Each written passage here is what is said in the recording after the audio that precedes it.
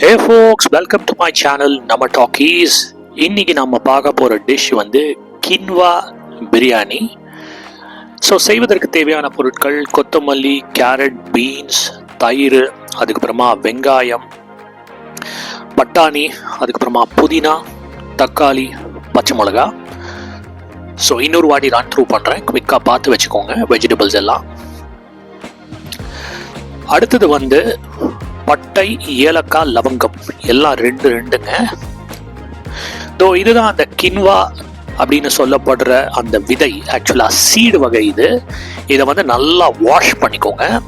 ஒரு வாட்டி இல்லை, 2 வாட்டி இல்லை, 5 வாட்டி.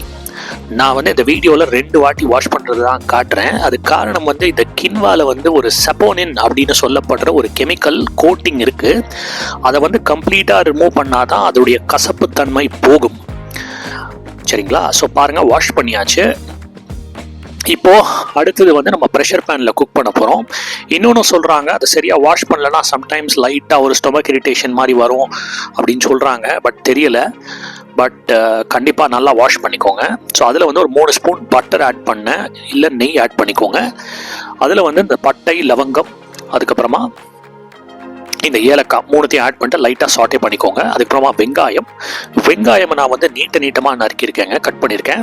ஸோ இது வந்து நம்ம யூஸ்வலாக பிரியாணியில் எப்படி தான் கட் பண்ணுவோம். ஸோ அதே ஸ்டைல் தான், எப்படி நம்ம வீட்டில் பிரியாணி செய்கிறோமோ அதே மாதிரி அரிசிக்கு பதிலாக கின்வா, அவ்வளோதான். ஸோ இந்த வெங்காயத்தை லைட்டாக சாட்டே பண்ணிக்கோங்க. அதன் பிறகு அந்த பச்சை மிளகா வந்து ஒரு 2 பச்சை மிளகாயை ஒரு 4 வெட்டி அப்படியே நான் போட்டுட்டேன் பாருங்கள். இப்போது அடுத்தது வந்து இஞ்சி பூண்டு விழுது. அப்படி உங்கள் வீட்டில் இஞ்சி பூண்டு விழுது இல்லைன்னா அதை நீங்கள் செப்பரேட்டாக வந்து கிரைண்ட் பண்ணிக்கணும், இல்லை இடிச்சுக்கணும். அதுக்கப்புறமா அடுத்தது நான் ஆட் பண்ணுறது வந்து புதினா வந்து உங்கள் வீட்டில் இருந்தால் ஆட் பண்ணிக்கோங்க.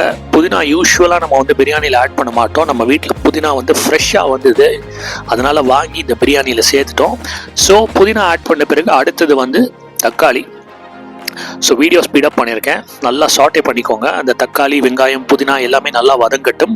அதன் பிறகு இந்த தயிர் ஆட் பண்ணிக்கோங்க. தயிர் ஆட் பண்ண பிறகு நல்லா மிக்ஸ் பண்ணுங்க.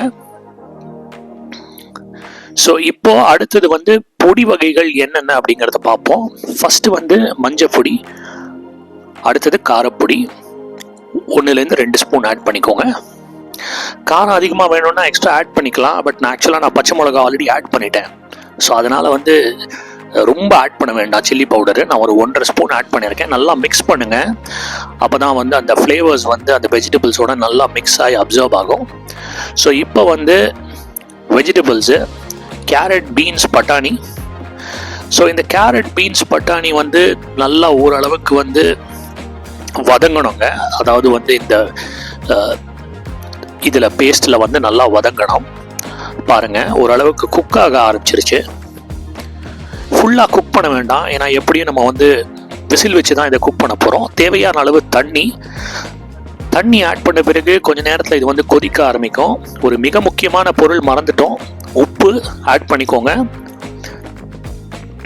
நம்ம எல்லாம் ஆட் பண்ண பிறகு, எல்லா வெஜிடபிள்ஸ்லாம் ஆட் பண்ண பிறகு தான் நம்ம இந்த உப்பு ஆட் பண்ணுறோம்.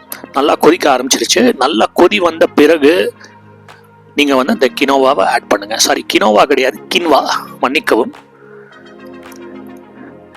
எழுதும்போது, இங்கிலீஷில் எழுதும்போது கினோவான்னு எழுதுகிறாங்க, தமிழில் வந்து கின்வான்னு தான் சொல்கிறாங்க. ப்ரொனவுன்சியேஷனும் கின்வா தான்.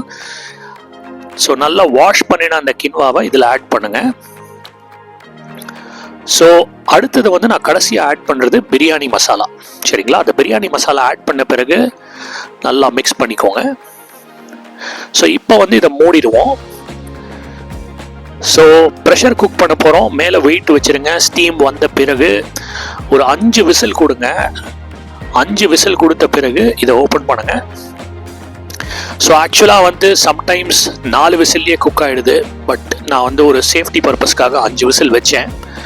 ஸோ நீங்கள் 4 விசில் வச்ச பிறகு இது பண்ணி பாருங்கள். ஸோ பாருங்கள், ஃபண்டாஸ்டிக்காக வந்து பிரியாணி ரெடி ஆகிடுச்சு நம்மளுக்கு. Quinoa biryani, weight loss biryani.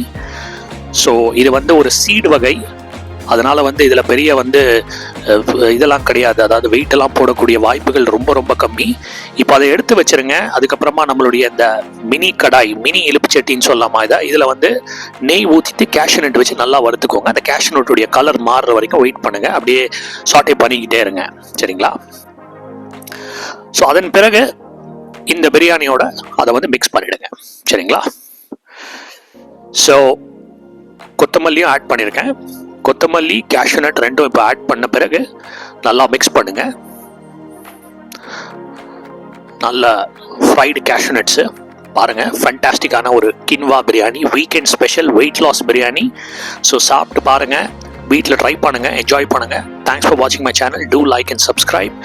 மீண்டும் ஒரு அற்புதமான காணொளியில் சந்திப்போம். நன்றி மக்களே, வணக்கம்.